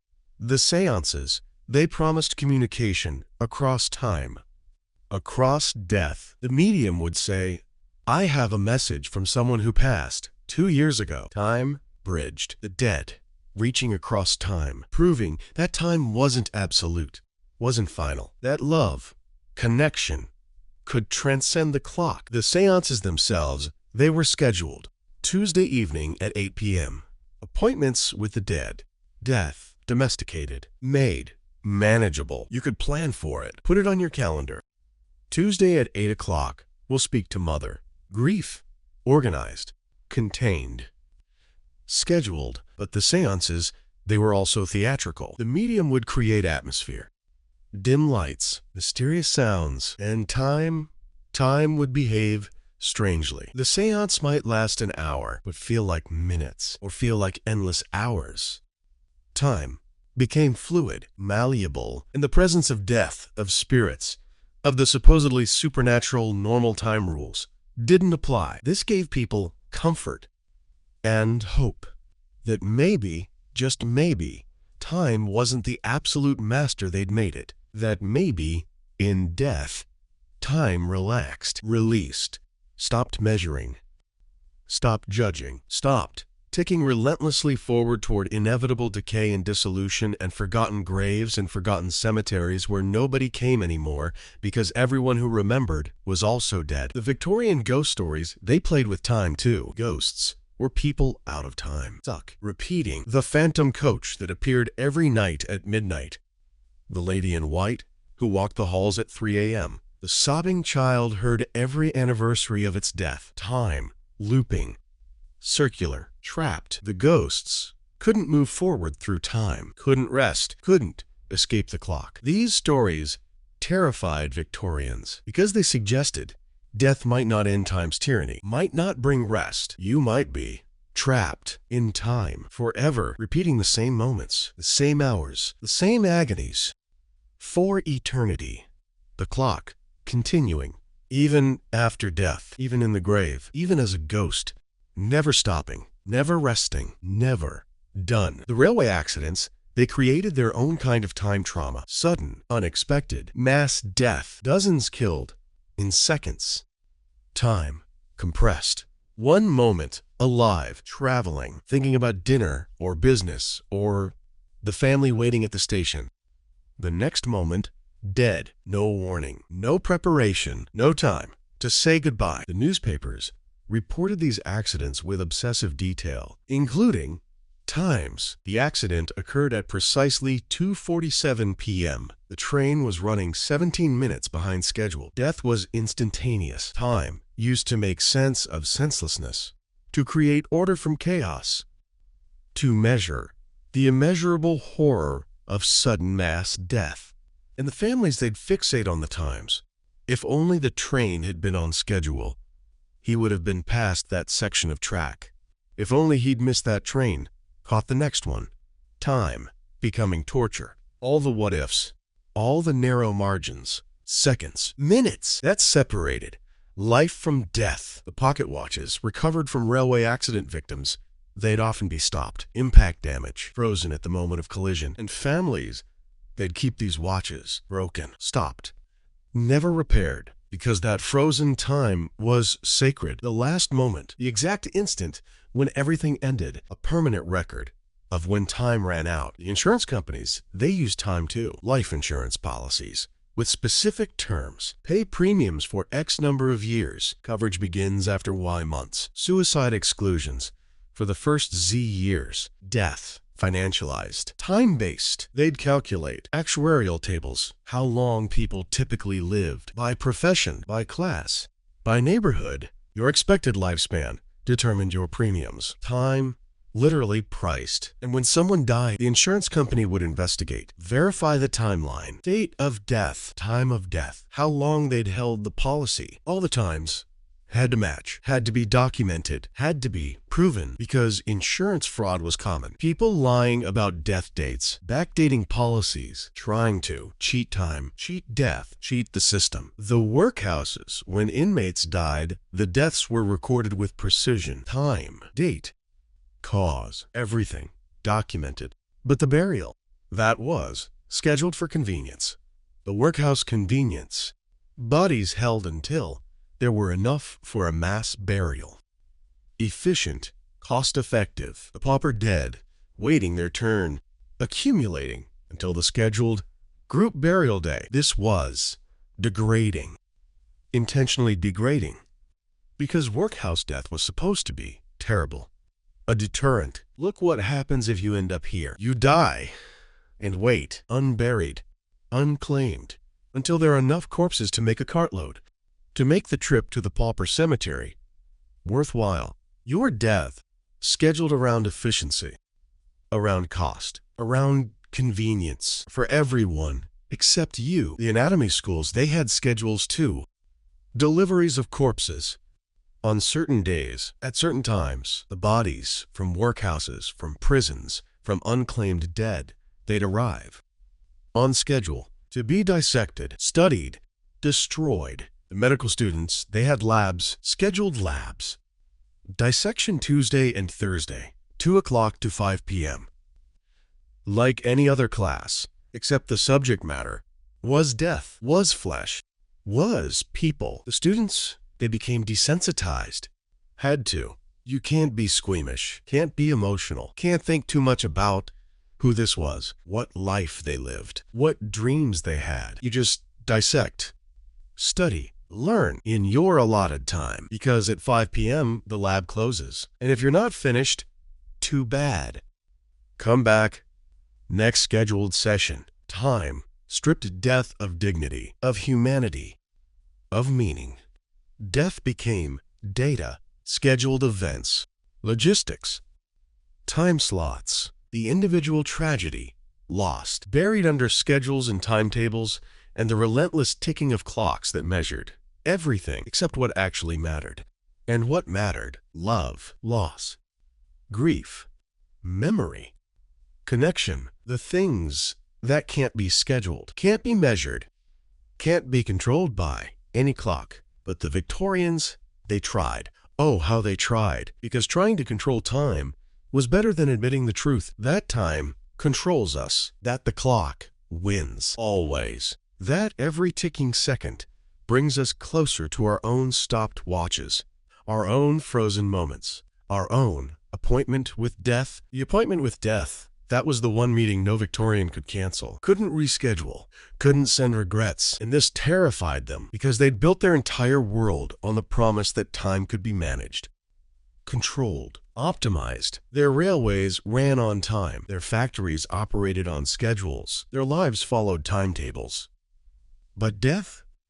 Death kept its own schedule. Arrived when it wanted, how it wanted, completely indifferent to your plans, your appointments, your desperate need for just a little more time. The physicians, they tried to predict it, to give death a timeline. They'd examine patients, check symptoms, consult their medical knowledge, and they'd pronounce 3 months, perhaps 4, giving families a deadline, a countdown. But medicine in Victorian times was imperfect, imprecise. People died sooner than predicted, or lingered months beyond what doctors thought possible. Death refused to cooperate with medical scheduling. This unpredictability drove Victorians mad, because if you knew when death would come, you could prepare, arrange affairs, say goodbyes, make peace. But the uncertainty, not knowing if you had days or weeks or months, that was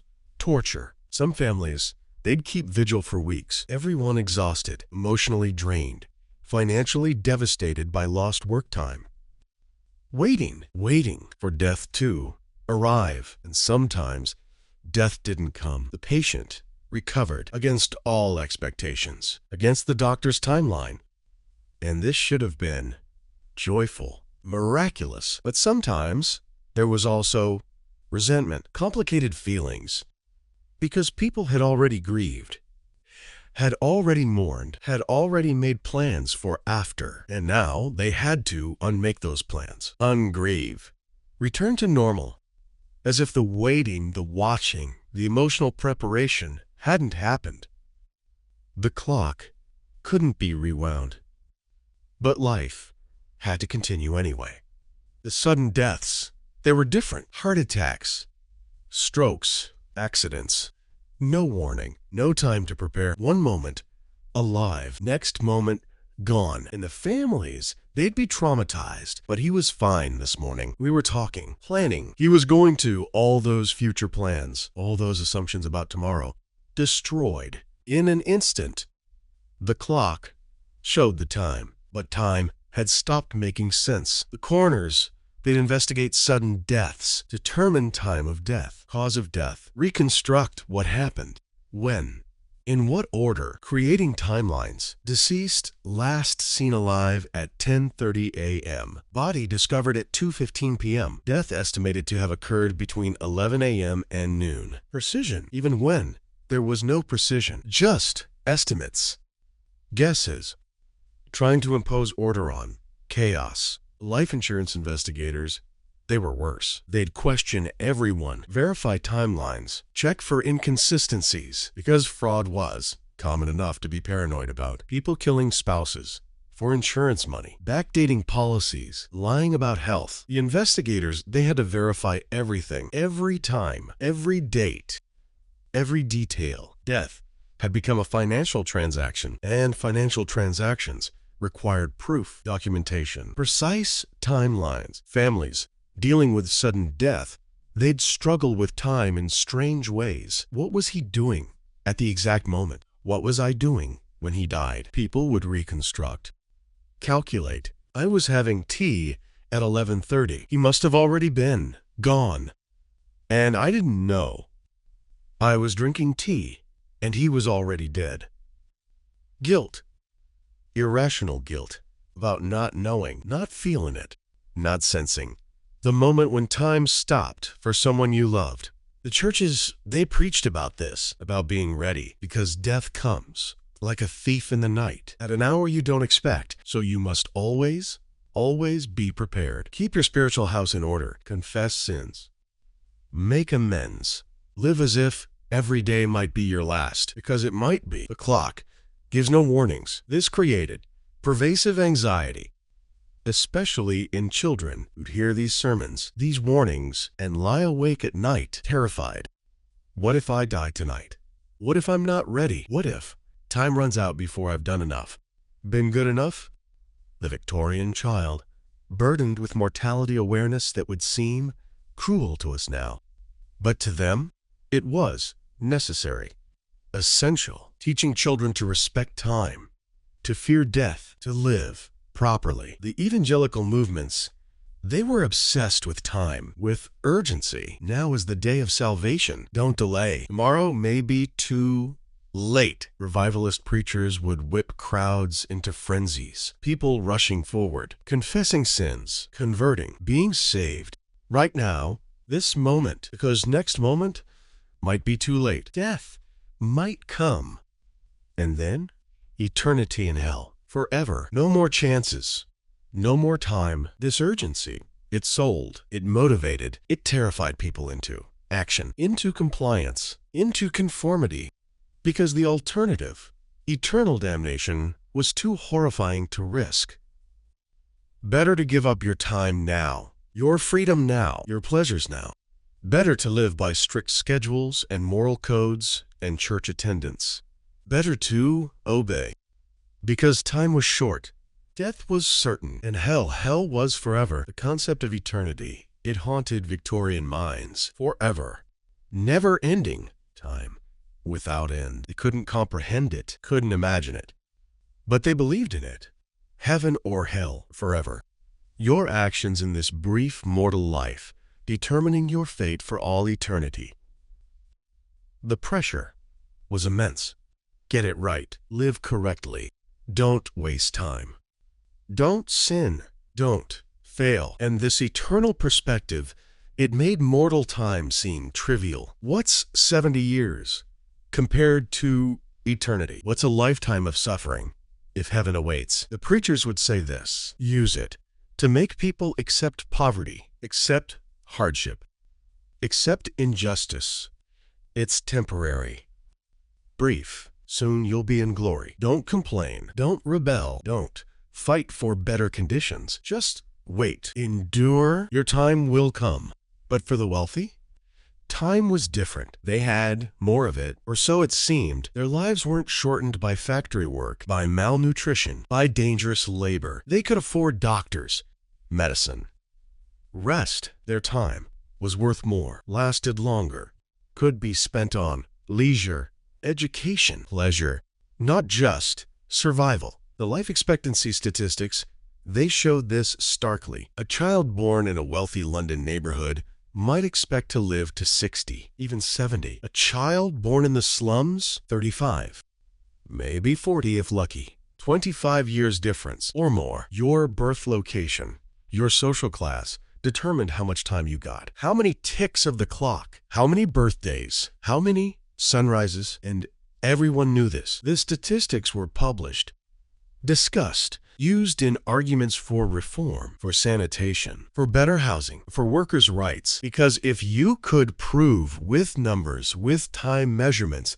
that the poor died younger, then maybe something would change. The data, the time data, might motivate action. Sometimes it did. The public health reforms, the sanitation improvements, the housing codes, they came partly from this data, from measuring death, timing death, showing numerically how much time was being stolen from the poor, how many years they were losing to preventable disease, to working conditions, to poverty itself. But change came slowly, too slowly. While reformers argued, and legislators debated, and studies were conducted, people kept dying.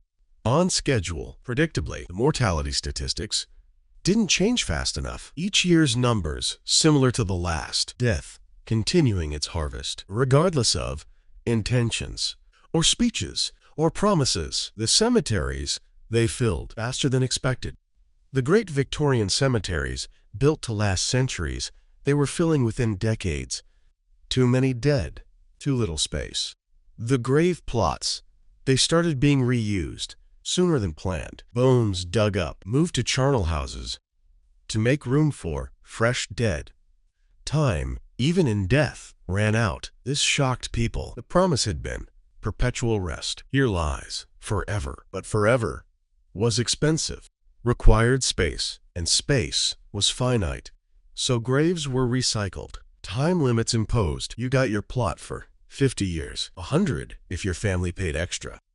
But then, your bones relocated, your grave reused. Your time, even in eternal rest, had an expiration date. The mourners visiting old graves would find them gone, disturbed. Someone else buried there now. Their loved one moved. Maybe. If the cemetery kept records, if they bothered to track, often they didn't. Bones were just disposed of, mixed together, lost. All those carefully timed funerals, all those precisely scheduled mourning periods, all that grief, and the final resting place was temporary, time limited, just like everything else. The monumental masons, the men who carved gravestones, they worked on deadlines too. Pun, unfortunate but accurate. Families wanted monuments quickly, before the funeral if possible, but certainly within weeks. The masons, they'd work fast, carve names, dates, epitaphs. Sometimes they'd make mistakes, wrong dates, transposed numbers, and the family wouldn't notice until later, until the stone was set. The error, permanent, carved in stone, the wrong time, immortalized. These errors, they bother genealogists now, historians, people trying to reconstruct lives, deaths, timelines. Is the gravestone right? Or the parish register? Or the death certificate? They all should match, but sometimes they don't. Time, recorded differently by different sources. And now, centuries later, we can't know, can't verify the truth, lost to time itself. The photographs of cemeteries. The Victorians loved these. They'd visit cemeteries with cameras, take photographs of impressive monuments, of whole cemetery vistas, of their own family plots, creating records, proof that these places existed, that these people had lived and died and been remembered, at least for a while. But now, those Victorian cemetery photographs, they're in archives, museums, antique shops. The people who took them, long dead. The people buried in the graves, forgotten. The cemeteries themselves, many overgrown, neglected, abandoned. Time erased everything, just like it always does. The Victorian obsession with preserving time, with documenting death, with creating permanent memorials, all of it temporary, all of it eroding, decaying, disappearing. The great Victorian certainties about time, about death, about proper mourning and eternal rest, and the importance of being punctual, they're gone too. We've moved on. Different obsessions now, different relationships with time. We still check our phones constantly, still rush, still feel behind, never enough time, always more to do. The Victorian anxiety, we inherited it, but we lost the rituals, the community, the shared understanding of how to mourn, when to mourn, how long. Now, grief is privatized. You get a few days off work, maybe a week. Then, back to normal, back to productivity, back to the clock. No year-long mourning period. No black clothes announcing your loss. No socially sanctioned time to just be sad, be broken, be not okay. You're supposed to move on quickly, efficiently, get back to being productive. The Victorians, for all their faults, they gave grief time, structured time, measured time, but time nonetheless. Now we've made grief inconvenient, an interruption, something to get over, get past, get through as quickly as possible, because time is money and grief isn't profitable. But grief doesn't follow schedules, doesn't respect timetables, doesn't end when it's supposed to. It comes in waves, unexpected. Years later, a smell, a song, a date on the calendar, and suddenly you're drowning again. Time hasn't healed anything, just delayed the pain. The Victorians understood this in their way. The anniversary observances, the lifelong wearing of mourning jewelry, the expectation that some losses you never get over. You just carry them forever. Time doesn't erase them, just gives you practice at carrying the weight. And death is still the same, still comes when it wants, still takes without asking, still stops the clock for someone somewhere every moment. The Victorian obsession with measuring it, timing it, scheduling around it, that was just whistling in the dark, pretending we have control when we don't, when we never did, when the only certainty is time runs out for everyone. Eventually, no matter how carefully we schedule our days, and so we arrive at the end, the inevitable conclusion that every Victorian knew, but spent their entire lives trying to deny, that all the clocks in the world, all the schedules and timetables and precisely measured mourning periods, none of it mattered. Not really. Because time was always winning, always moving forward, always carrying everyone toward the same destination.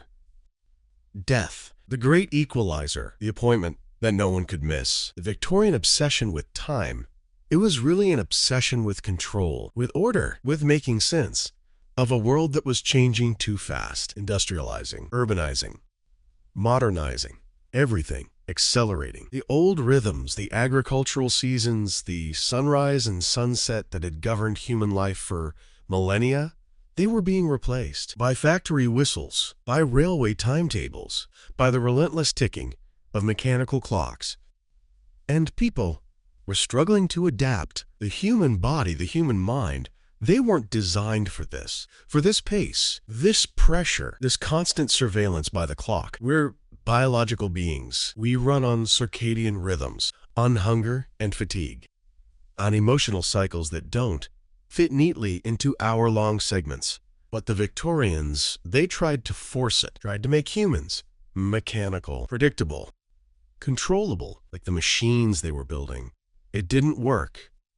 Couldn't work. The nervous disorders, the breakdowns, the suicides, the bodies worn out decades too soon. The children who never got to be children, the workers crushed by machines and by the relentless pace, the women trapped in corsets and mourning clothes and rigid social schedules. All evidence that humans can't be. Machines can't be programmed, can't be reduced to time motion studies and efficiency calculations and productivity metrics. But they tried. God, they tried. Because the alternative, accepting chaos, accepting unpredictability, accepting that some things can't be controlled, that was too terrifying. Better to create elaborate systems. Better to measure everything. Better to pretend that if you just had the right schedule, the right timing, the right discipline, you could master it all. Even death. Especially death. Because death was the ultimate loss of control, the final surrender. The moment when all your schedules meant nothing, all your punctuality irrelevant, all your careful time management pointless. Death came and your clock stopped and the world kept ticking, kept moving, kept going without you. The mourning culture, it was an attempt to control the aftermath, to create rules for the unrulable, to schedule the unschedulable, to make grief manageable, containable, finite. 2.5 years. Then you're done. Move on. But grief doesn't work that way. Never has, never will. Some losses change you forever. Time doesn't heal them so much as you learn to walk with the limp. And the Victorians, they knew this too, deep down. That's why the mourning jewelry lasted lifetimes. Why widows wore black long after the official mourning period ended. Why families visited graves decades later. Why the pain never really went away. The schedule said it should. The etiquette books said it should. But it didn't. It just transformed, became part of you, a permanent companion, marking time by its presence. The great Victorian experiment, trying to industrialize human existence, to run society like a factory, to measure and optimize and schedule everything, it gave us much of the modern world, the modern workplace, the modern school system, the modern sense that we're always behind, always not doing enough, always failing to be sufficiently productive with our time. That anxiety, that constant gnawing feeling that you're wasting time, that's Victorian. We inherited it, along with their railways and factories and city planning, but we lost some things too. The community, the shared rituals, the understanding that some experiences require time, real time, not scheduled time, not optimized time, just time to grieve, to heal, to be human. The Victorians had their faults, God knows they did, but at least they acknowledged that death deserved attention, deserved ceremony, deserved time. Now we've optimized grief into irrelevance. A few days, a quick service, an obituary, maybe a memorial page online, and then back to work, back to productivity, back to pretending we're not all mortal, pretending death won't come for us too, pretending the clock isn't ticking, but it is. It is ticking for all of us. Every second, every moment, bringing us closer to our own stopped watches, our own final appointments, our own moments when time stops for us, though it keeps going for everyone else. The Victorian relationship with time and death, it was complicated, contradictory, obsessive, but it was also honest. In a way, they didn't pretend death didn't exist, didn't hide it away, didn't sanitize it. It was present, visible, acknowledged. Death walked the streets of Victorian London, in mourning clothes, in funeral processions, in stopped clocks, in black-bordered stationery. You couldn't escape it, couldn't ignore it. Maybe that's healthier. Maybe acknowledging mortality, living with the constant awareness that time is limited, that death is coming, maybe that makes you value time more. Use it better, not in the Victorian sense of productivity and efficiency, but in being present, loving deeply, connecting genuinely, because you know viscerally that this is temporary, all of it. The ticking will stop. Eventually, the Victorians built monuments, massive stone monuments, trying to achieve permanence, immortality through architecture, through marble and granite and bronze, their names carved deep, their accomplishments listed, their wealth displayed. Look, they seem to say, I mattered, I was here. Remember me, don't let time erase me. But time erases everything, given enough time. The monuments crumble, the names become unreadable, the cemeteries overgrown and forgotten, the elaborate tombs, empty shells, the people buried there, mysteries, unknown, forgotten. Time won like it always does, like it always will. So what's the point? If time wins anyway, if death comes regardless, if we'll all be forgotten eventually, why any of it? Why the struggle? Why the schedules? Why the desperate attempt to matter? To leave a mark? To be remembered? Maybe. There is no point, not in the grand scheme, not in the vast timeline of the universe. We're blips, moments, brief flickers in infinite time. Our carefully scheduled lives, our precisely measured mourning periods, our obsession with punctuality and productivity, all of it, dust.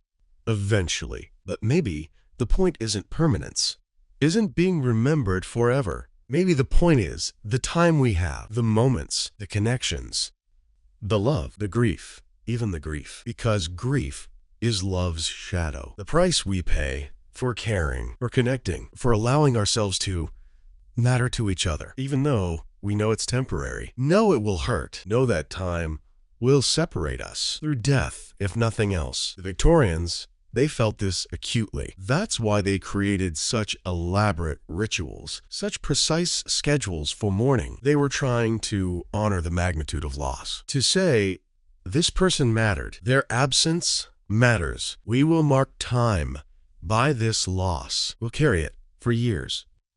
We'll let it change us, and maybe we've lost something. In our modern efficiency, our streamlined grief, our celebration of life services that feel more like denial, pretending death is transition, journey, next adventure, instead of what it is, loss, ending, finality. The Victorian honesty about death, about mourning, about the reality that some losses devastate us, maybe that was valuable. Maybe we need to reclaim some of that. Not the rigidity, not the oppressive scheduling, but the acknowledgement, the community support, the permission to not be okay for longer than 3 days. Because grief takes time, real time, unmeasured time, time that can't be scheduled, can't be optimized, can't be rushed. No matter how many productivity experts tell you to move on, to focus on the positive, to get back to normal, because there is no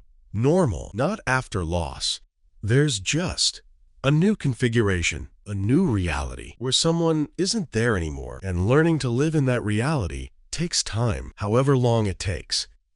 Despite what any clock or schedule or etiquette book says, the Victorian clocks, they're antiques now, collectibles, beautiful mechanisms that still tick, still keep time, still mark the passing of moments. But they're slower than our atomic clocks, less accurate. They gain or lose minutes per day. They're imperfect, like the Victorians themselves, like all of us. And maybe that's the final lesson. That time isn't actually mechanical, isn't actually regular. It speeds up when we're happy, slows down when we're suffering, disappears entirely in moments of joy or terror or complete absorption. Time is relative, personal, human, not clockwork. The Victorians tried to make it clockwork, tried to impose mechanical regularity on biological chaos, on emotional tides, on the unpredictable rhythm of human existence. They failed. We're still failing, still trying to schedule the unschedulable, still racing against clocks, still feeling behind. Always behind, never enough time, never enough But maybe if we stopped measuring, stopped optimizing, stopped trying to control time, maybe we'd discover there's enough time for what matters, for who matters, for the moments that make life worth living, even knowing it ends, even knowing the clock will stop.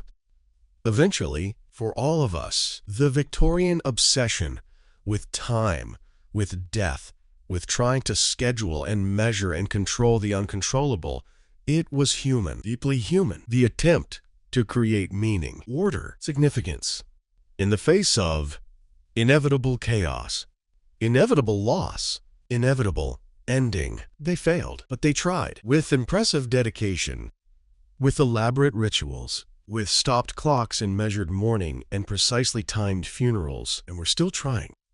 Different methods, different schedules, different obsessions, but the same fundamental struggle to make sense of mortality, to live knowing we'll die, to love knowing we'll lose, to invest time knowing it will run out, to build knowing it will crumble, to connect knowing separation is inevitable, to care despite the certainty of grief. That's the human condition. That's what it means to be mortal, to live in time, to move inexorably toward an ending. The Victorians faced this head-on with black crepe and mourning jewelry and elaborate funerals and year-long vigils. They didn't look away, didn't pretend, didn't deny. Maybe we should learn from that. Not their rigidity, not their obsession, but their honesty, their willingness to say, death is real, loss hurts, time is precious, finite, limited, and because it's limited, it matters.